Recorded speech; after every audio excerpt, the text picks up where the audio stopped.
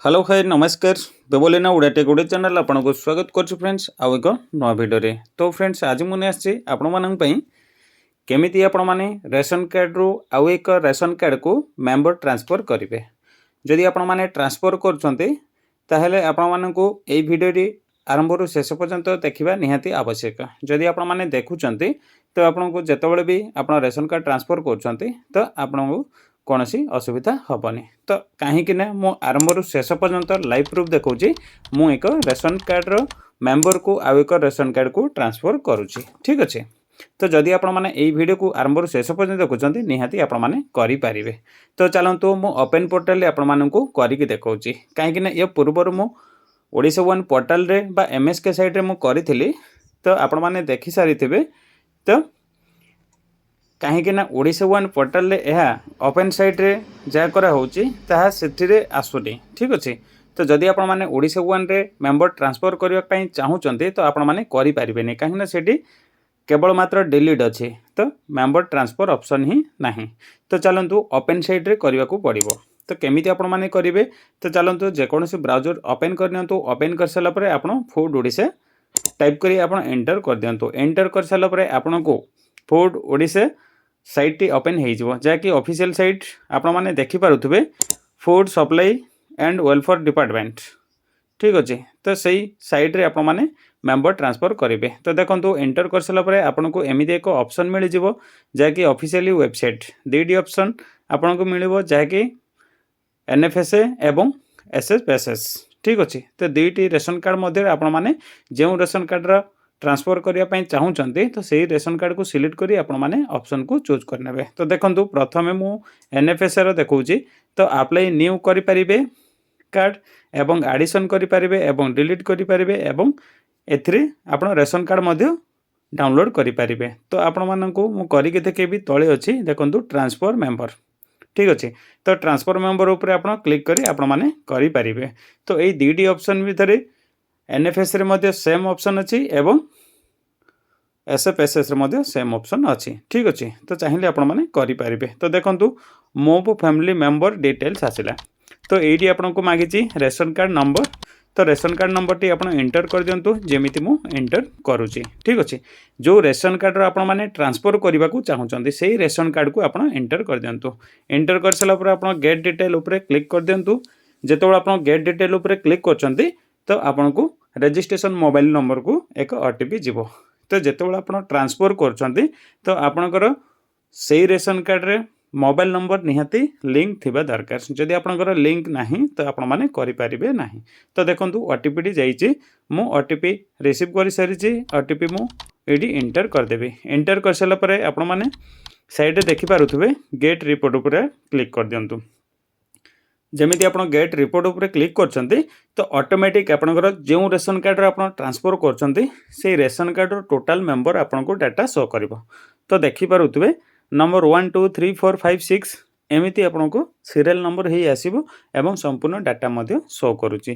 तो एई मानक मध्यरु आपन काहाकू ट्रांसफर करियो पई चाहूचंती तो साइड रे देछि देखंतु बॉक्स खाली बॉक्स देछि से बॉक्स को सिलेक्ट करी आपन माने तले ऑप्शन को सिलेक्ट करनियंतो। तो जहाँ को आप सिलेक्ट करने जहाँ को आप सिलेक्ट करने चाहूँगी ताको साइड रे बा लेफ्ट साइड रे बॉक्स देछि ताको टिक मार्क कर दियंतु ठीक अच्छे। टिक मार्क कर साला परे आपण ट्रांसफर करि परिबे। तो देखंतु मो सिलेक्ट करने एवं टिक मार्क मध्य दे देछि एवं तळे देछि देखंतु रीजन फॉर चेंज आपण काहे की चेंज करिया पई चाहूचंती बा ट्रांसफर करिया पई चाहूचंती दीडी ऑप्शन देछि due to marriage due to divorce. तो से मैरिज करचंती जेतु तांकर मैरिज केस रे मु मैरिज सिलेक्ट करनेली एवं तळे देछि देखंतु the person to be taken which ration card को रेशन कार्ड को आपण माने जीवाकू चाहूचंती बा ट्रांसफर करने को चाहूचंती से रेशन कार्ड को मध्य एटी आपण रेशन कार्ड नंबर टी को एंटर करने को पड़िबो। तो चलंतु मो रेशन कार्ड नंबर टी को एंटर कर दउची जेतु से मैरिज करचंती आउ एक एबी को ठीक अच्छे। तो एडी आपण ration card number T enter कर दिंतु एटी भी आपण इम्पोर्टेंट आपण जानिबा को पाइबे। तो देखंतु एटी भी आपणकर रेशन कार्ड रे मोबाइल नंबर निहाती लिंक हेइथिबा आवश्यक कि नहीं ताहा जानी रखु ठीक अच्छे। जदि यही केस रे आपण जदि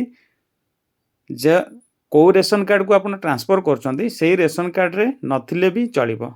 ठीक अच्छे लिंक नथिले भी आपंकर ट्रांसफर हो पार। तो देखो मु लाइव प्रूफ देखो ये रेशन कार्ड रे मोबाइल नंबर टी लिंक नहीं तो साइड देती वैलिड रेशन कार्ड तारी ऊपर आप क्लिक कर दिंतु जमी आप क्लिक कर ओटीपी सेंड हो। तो देखो ओटीपी सेंड ठीक अच्छे तो ओटीपी सेंड सक्सेसफुल हो जाइए।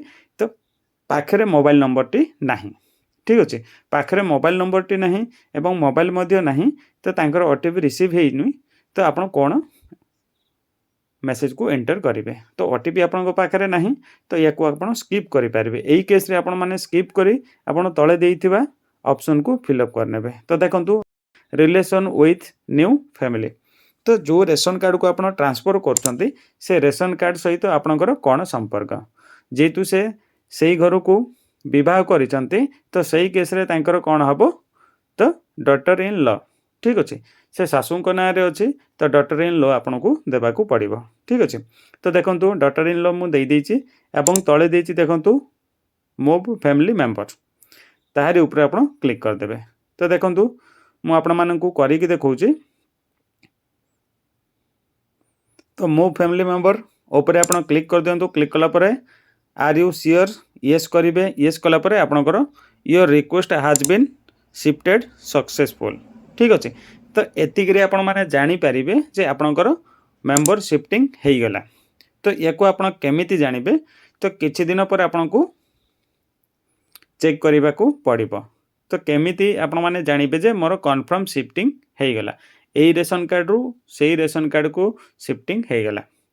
तो किछि दिन पर आपन को चेक करने को पड़ो बा किछि दिन आपन को अपेक्षा करने को पड़ो। जदि आपण माने चाहूचंती तो पुणी थर आपण क्लिक करिकि आपण माने देखि पारिबे। जदि आपण माने पुणी थरे क्लिक करने को चाहूचंती तो आपण माने देखि पारिबे मु आपण मानकु देखि देउची ठीक अछि। तो किछि दिन पर आपण माने याको चेक करि पारिबे।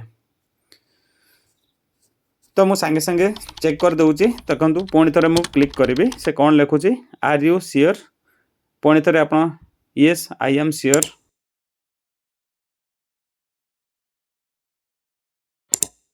ताहारी उपरे ओके कर दियंतु एवं आपण माने देखि पारुथुबे the member already applied for surrender shifting जेतबेला आपनकर सरेंडर हेइची तो शिफ्टिंग आपण करिसंती तो आपनकर आउ थरे शिफ्टिंग हेइ पारिबो नाही जेतु से शिफ्टिंग आपण क्लिक करचंती तो शिफ्टिंग पई प्रोसेस से चलीची। तो आपण माने देखि पारुथुबे तो शिफ्टिंग यार ऑलरेडी शिफ्टिंग जदि आपण माने चाहूचंती ए प्रिंट मध्ये आपण कस्टमर को देई पारिबे तो प्रिंट न कले भी चलिबो जदि से माने जानि चंती जदि से विश्वास करनांती ताको आपण माने एई शिफ्टिंग रिपोर्ट टी मध्ये आपण माने देई पारिबे। तो चलंतु मु क्लिक करी आपण माननकु देखौची प्रिंटर ऊपर क्लिक कर दियंतु क्लिक कला पर आपण प्रिंट आउट काढी याकू देई पारिबे। तो फ्रेंड्स आशा करछि आपण माने एई वीडियो टी आरंभ रु शेष पर्यंत देखिथिबे। जदि आपण माने देखिचंती ताहले निहाती आपण माने करि पारिबे। जदि आपण माने बुझिबारे कोनोसी असुविधा अछि बा कन्फ्यूज होचंती ताहले मते कमेंट सेक्शन रे लेखि मते आपण माने जणाई पारिबे मु रिप्लाई आपण को देबी। जदि आपण को वीडियो टी भल लागिथाय ताहले निहाती आपण माने वीडियो को लाइक करेंगे। जदि आप आम चैनल रे जोड़ी हो रही चाहूँगी बा एमती हेल्पफुल कंटेंट देखा चाहूँगी ताहले आम चैनल को सब्सक्राइब करी पाखरे बेल आइकन देबे ऑल उपरे क्लिक कर देबे।